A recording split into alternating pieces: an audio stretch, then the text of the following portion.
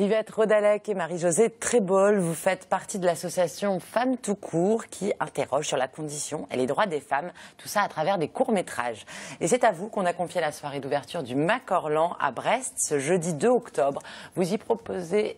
J'ai dit quoi? 2, c'est le premier. Jeudi 1er octobre, vous y proposez une sélection de 12 films courts, très différents les uns des autres, mais toujours avec le corps féminin au cœur du sujet.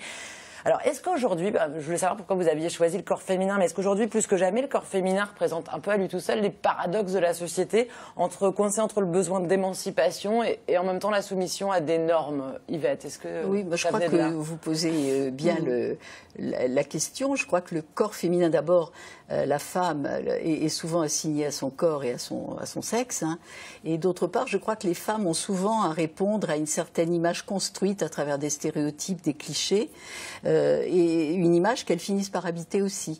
Donc c'est vrai que le corps féminin est vraiment objet de paradoxe, parce qu'il y a le corps fantasmé que vous avez évoqué tout à l'heure, le corps mythique, l'éternel féminin qui n'en finit pas d'être éternel. Et puis à côté de ça, eh bien, il y a le corps meurtri, martyrisé, violenté, etc. Donc c'est presque un terrain, si vous voulez, de réflexion fondamentale pour nous. C'est presque évident.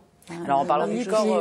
Oui, puis là, ce que je voudrais dire, c'est que bon, on se place dans le mouvement pour l'égalité, et puis donc on parle souvent du sujet de droit désincarné, et donc là, nous, on veut donner toute la dimension corporelle de l'existence, mais aussi de manière positive. Voilà. Il s'agit de s'approprier son corps, mais je dirais comme bien-être, comme jouissance, comme liberté, et puis lui donner peut-être et inventer des formes nouvelles, hein, puisque comme vous disiez au départ, nous sommes effectivement à l'âge de l'émancipation, mais quelle forme notre liberté va-t-elle donner à cette féminité?